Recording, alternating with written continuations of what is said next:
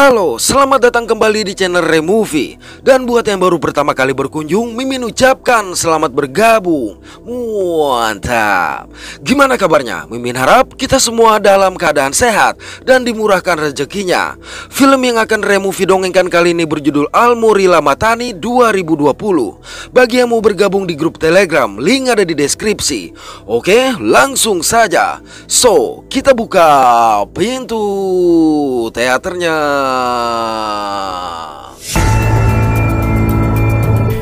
Suatu hari pada tahun 1993, tampak sebuah mobil sedang menyusuri kota. Selang beberapa waktu, saat hujan deras melanda kota Montevideo, tepat di depan sebuah bioskop, mobil berisi pria bertudung ini berhenti. Dia lantas mengambil sebuah toples berisi cairan, lalu dengan lahap memakan benda dari dalam toples tadi. Pria ini selanjutnya mengenakan sarung tangan dan keluar dari mobil dengan membawa sebuah tas besar. Kemudian memasuki gedung bioskop dan membeli sebuah tiket untuk menonton. Bersamaan dengan itu, seorang anak menjatuhkan sekantung permen, yang mana terlihat sang pria dengan dingin menyerahkan sebiji permen kepada anak tersebut. Setelah tiketnya diperiksa, pria ini memasuki sebuah pintu teater, tepat di saat para penonton yang baru menyelesaikan tontonan keluar. Ketika seorang petugas masuk untuk memeriksa pengunjung yang belum keluar, pria bertudung tersebut berjalan ke bangku urutan atas. Petugas bernama Mauricio memerintahkan 3 orang anak keluar dari teater. Sayang Mauricio tidak menyadari ada seorang anak bernama Thomas yang lolos dari pemeriksaannya. Mauricio juga mencoba meminta seorang pria tua bernama Filler Debo keluar, karena harus membayar tiket lagi jika ingin menonton film yang akan diputar. Namun Filler Debo menolak dengan alasan sudah pernah menonton film yang dimaksud. Tidak ingin berdebat dengan orang tua, akhirnya Mauricio membiarkan Filler Debo tetap duduk. Pada waktu yang sama, seorang gadis bernama Ana mendatangi petugas tiket bernama Maria dan menanyakan keberadaan ayahnya. Kedatangan Ana adalah untuk menjemput sang ayah yang sudah selesai bertugas. Tapi Maria berkata ayah Ana masih berada di ruang proyektor lantaran harus menggantikan tugas seorang rekan yang tidak hadir. Mendengarnya, Ana pun bergegas mendatangi sang ayah. Di ruang proyektor, ayah Ana yang bernama Hugo segera mematikan rokok ketika mengetahui Ana datang dan berpura-pura sibuk bekerja. Ana kemudian dengan kesal meminta sang ayah pulang karena jam kerjanya sudah berlalu. Sayang Hugo berkata petugas proyektor hanya 2 orang dan sekarang dirinya harus menggantikan tugas rekannya yang tidak datang. Mengetahui kesehatan sang ayah yang kurang baik, maka Ana menawarkan diri untuk menggantikan tugas tersebut. Awalnya Hugo menolak, namun setelah Ana berkata sudah melihatnya bekerja sejak berusia 5 tahun dan memahami cara mengoperasi serta memperbaiki frame film jika terjadi kerusakan, akhirnya dengan enggan Hugo meninggalkan Ana. Sejurus kemudian, Mauricio memberitahu taksi sudah menunggu Hugo. Pada waktu bersamaan, pasangan kencan bernama Horacio dan Gabriela memasuki teater. Dikarenakan banyak bangku kosong, maka Gabriela dengan bebas memilih bangku untuk mereka berdua. Sementara itu, 3 orang anak muda bernama Goni, Angela, dan Esteban masih berada di luar gedung bioskop untuk menunggu satu rekan mereka yang belum datang. Namun merasa penantian yang terlalu lama, terlebih film akan segera dimulai, akhirnya mereka memutuskan masuk. Di dalam teater, Mauricio yang memergoki Gabriela tengah merokok langsung menegur dan dengan ramah memintanya mematikan benda tersebut. Parahnya, sekepergian Mauricio, Gabriela melakukan hal itu lagi. Di sini tampak perbedaan sikap antara Horacio yang culun dengan Gabriela yang nakal. Bersamaan dengan itu, rupanya lampu dimatikan oleh Ana yang langsung memutarkan film. Mengetahui film dimulai, maka Thomas yang sedari tadi bersembunyi pun mengatur posisi. Tak lama kemudian, Angela dan rekan-rekannya masuk. Akibat dalam kondisi kobam, Angela tidak sengaja menabrak seorang kakek yang asik menonton. Ternyata kegaduhan yang mereka timbulkan mulai mengganggu Filler Debo. Bahkan saat Mauricio datang meminta mereka duduk, Filler Debo merasa semakin terganggu hingga akhirnya sembari terus berteriak-teriak, Filler Debo memutuskan pergi meninggalkan teater. Sedangkan kelompok Angela pun memilih bangku. Setelah memastikan film berjalan lancar, Ana yang merupakan mahasiswi ini memutuskan untuk belajar. Di dalam teater, Mauricio masuk lagi untuk mengantarkan seorang penonton yang datang terlambat. Melihatnya, Goni menyadari gadis itu adalah gadis yang sempat bertemu dengan mereka di bus, sehingga berpikir hal ini adalah takdir. Di sudut lain, terlihat pria bertudung mengawasi penonton. Dia kemudian berjalan ke arah kakek yang sempat ditabrak oleh Angela tadi, lalu tanpa diduga. Sayang, suara film yang sedang diputar menyebabkan tidak ada penonton mendengar atau memperhatikan serangan yang dilakukan oleh si pria bertudung. Setelah mengambil sesuatu dari tubuh sang kakek, pria bertudung itu pun pergi. Di tempat lain, Mauricio menemui Ana dan menanyakan apakah Ana melihat jam alarmnya yang tertinggal di sana, karena jam itu dia gunakan untuk pengingat minum obat. Namun Ana tidak melihat dan kembali belajar. Merasa diabaikan, Mauricio terus berbicara sehingga mengganggu konsentrasi Ana. Oleh sebab itu, Ana meminta Mauricio keluar dengan alasan harus belajar untuk persiapan ujian yang akan diadakan dalam 3 hari ke depan. Hal ini sempat membuat Mauricio merasa tersinggung, namun Ana tetap memaksanya keluar. Untuk itu, Mauricio berkata akan tidur di teater seandainya Ana membutuhkan dia. Sekepergian Mauricio, dengan cepat Ana mengunci pintu dan kembali belajar. Mauricio kemudian berkeliling dan bertemu dengan Maria yang menitipkan kunci. Awalnya Mauricio mencoba mengajak Maria mengobrol seperti yang dia lakukan kepada Ana tadi. Namun Maria yang buru-buru pulang menolak ajakan tersebut. Lantaran tidak ada yang dapat diajak bicara, akhirnya Mauricio hanya memandangi hujan hingga tiba-tiba. Setelah dengan sadis menghabisi Mauricio, pria bertudung ini langsung menurunkan rolling door.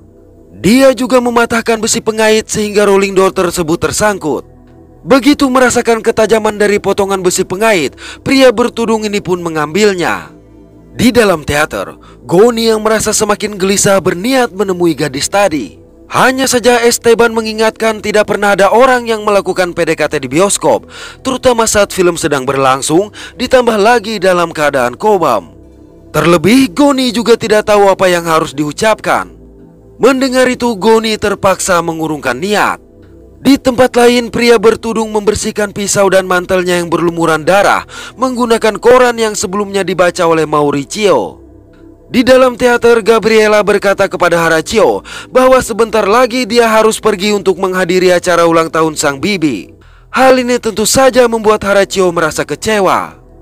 Sementara itu, Goni akhirnya tidak mampu lagi menahan diri sehingga memutuskan untuk menemui gadis tadi. Ternyata pada waktu bersamaan, dari jendela ruang proyektor, Ana rupanya melihat pria bertudung yang mengendap-endap di belakang gadis tersebut. Namun seketika itu pula pria bertudung langsung pergi tatkala Goni menghampiri sang gadis. Tingkah kedua orang itu sontak membuat Ana heran, sayang dia tidak lagi melihat keberadaan pria bertudung tersebut. Goni yang berhasil membuka pembicaraan akhirnya diizinkan duduk oleh gadis bernama Brooke ini. Meski sebenarnya Brooke berkata sedang menunggu seseorang. Tak berselang lama di ruang proyektor, secara perlahan Ana yang mengira Mauricio mencoba membuka pintu ruang proyektor langsung mengusirnya. Namun pintu justru didorong-dorong lebih keras. Ketika pintu berhenti bergerak, Ana yang merasa bersalah memutuskan untuk membuka pintu, tapi dia tidak melihat siapa-siapa. Bersamaan dengan itu, akibat suara alarm yang cukup mengganggu, maka Ana segera mencari alarm tersebut. Namun dikarenakan tidak dapat mematikannya, terpaksa Ana keluar mencari Mauricio. Di dalam teater, tanpa diharap-harap, Gabriela mulai melakukan pekerjaan tangan yang tentunya tidak dapat Horacio tolak. Sedangkan Goni masih terus melancarkan PDKT kepada Brooke sampai akhirnya mereka semakin dekat. Hal ini sontak membuat Angela dan Esteban yang tidak menyangka menjadi terkejut. Selang beberapa saat, manakala adegan film semakin seru dan penonton lebih fokus, tiba-tiba pria bertudung juga langsung menahan tubuh Brooke dan Goni agar tidak menimbulkan suara. Thomas yang mengompol akibat tegang melihat adegan di film dengan mengendap-endap memutuskan keluar. Sedangkan Horacio yang mencapai puncak juga memohon izin kepada Gabriela guna membersihkan diri di toilet. Ana yang semakin terganggu dengan suara alarm akhirnya dengan kesal merusak alarm tersebut. Tidak jauh dari situ, tanpa sengaja, sayang Harachio tidak menyadari darah yang ada di koran menempel di celananya. Ana yang masih mencari tidak melihat tubuh Mauricio tergeletak di depan rolling door, dan justru teringat Mauricio yang mengatakan tidur di dalam teater. Saat akan menuju teater, Ana bertemu dengan Harachio yang menanyakan di mana letak toilet. Di sini Ana sempat menegur noda darah di celana Harachio. Tapi Harachio yang tidak tahu tentang noda darah ini mengira Ana menegur celananya yang basah akibat perbuatan Gabriela tadi. Di toilet, Harachio sempat berpapasan dengan Thomas yang langsung kabur melihatnya. Sementara itu, Ana menemukan senter milik Mauricio yang ditinggal begitu saja sehingga merasa heran. Untuk itu Ana mencoba mencarinya di dalam teater. Saat masuk tanpa diduga, noda darah di koran milik Mauricio ini membuat Ana mulai khawatir. Tapi kekhawatiran Ana teralihkan saat melihat Thomas yang menyelinap masuk. Di dalam teater, Ana terdiam ketika noda darah di tangga ini sontak membuat Ana kembali khawatir dan mencoba menyelidiki. Di toilet, selesai membersihkan diri, Harachio akhirnya melihat noda di celananya. Saat berusaha membersihkan noda tersebut, Harachio mendengar suara pintu dibuka sehingga dengan cepat masuk ke dalam sebuah bilik toilet. Masih heran memikirkan dari mana dia mendapatkan noda darah itu secara mengejutkan.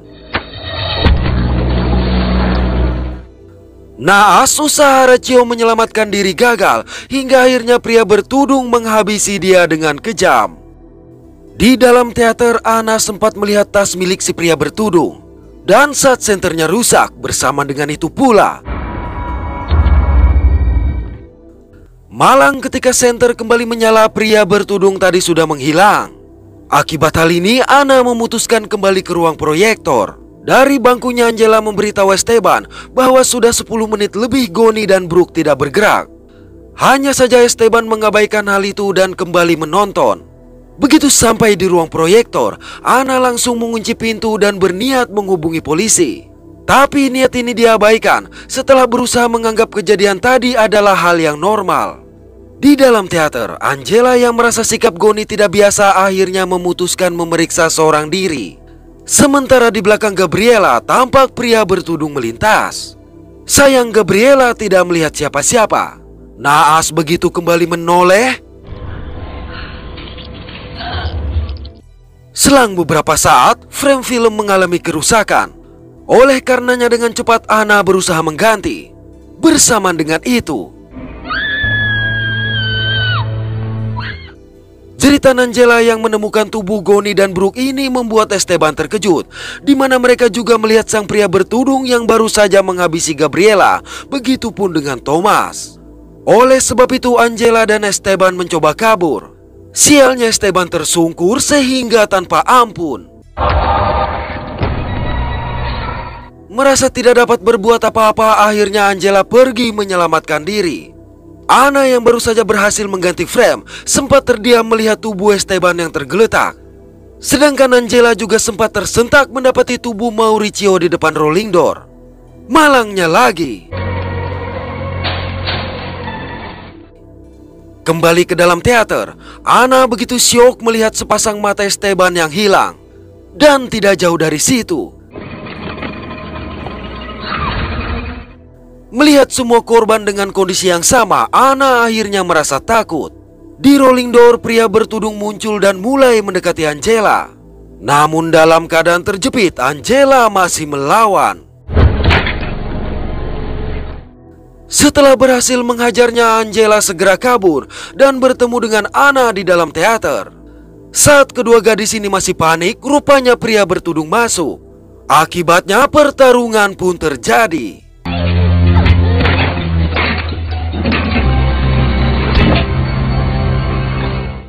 Begitu pria bertudung pingsan, mereka bergegas keluar sedangkan Thomas hanya menyaksikan dari tempat dia bersembunyi. Sampai di luar, Ana segera mengambil tali dan mengikat pintu teater.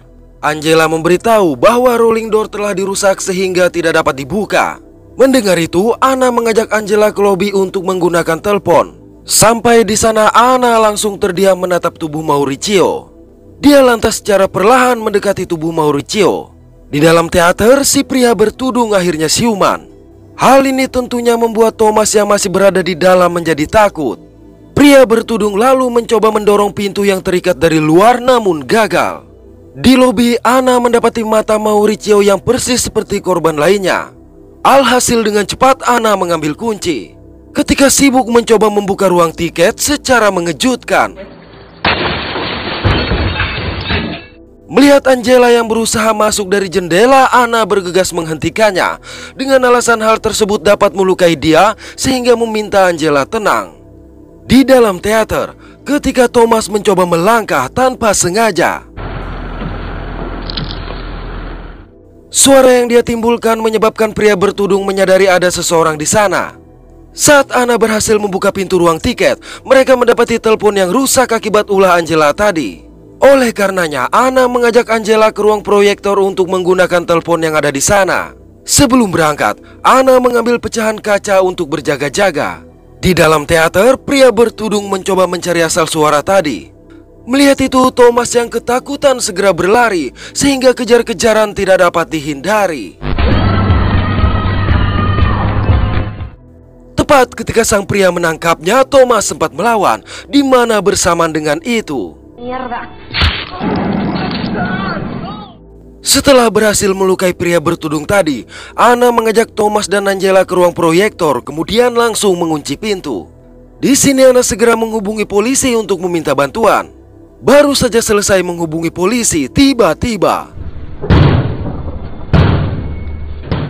begitu berhasil mendobrak pintu, pria bertudung meletakkan toples yang penuh biji mata itu. Lalu dengan sangat menjijikan memukbang matanya sendiri yang terlepas akibat serangan Anna tadi. Ketika si pria mendekati mereka, Angela langsung melemparkan setumpuk kaset sehingga kesempatan ini digunakan oleh Thomas dan Anna untuk kabur. Sedangkan Angela yang tidak sempat lari memutuskan masuk ke ruang belakang. Melihat tangga yang mengarah ke atap, Angela bergegas naik. Baru saja Angela berhasil membuka tutup atap secara mengejutkan. Dari situ serangan brutal pun terjadi. Anna yang berhasil menemukan Thomas mengajaknya kembali ke teater. Namun begitu pintu dibuka, gambar darah yang memenuhi layar ini menyadarkan mereka bahwa Angela telah dihabisi. Oleh karenanya Anna meminta Thomas duduk sementara dia mengambil sesuatu. Meski merasa ngeri, Anna terpaksa mencabut besi yang tertancap di batok Brooke dan Goni. Anna lalu mengajak Thomas keluar guna menunggu polisi. Nas tanpa dikira-kira, tatkala pria bertudung berniat menghabisi Thomas dengan mengejutkan. Hal ini menyebabkan toples kaca jatuh dan pecah sehingga bola mata berhamburan. Setelah pria bertudung tidak bergerak lagi, Anna segera menenangkan Thomas, di mana bersama dengan itu para polisi berdatangan membuka rolling door. Di sana juga ada Villar Debo yang selamat dari tragedi karena sebelumnya memutuskan keluar meninggalkan bioskop. Oke, terima kasih sudah menonton sampai pada akhir konten ini. Mohon maaf atas ketidaksempurnaan dari kami. Semoga terhibur dan sehat selalu. Mantap.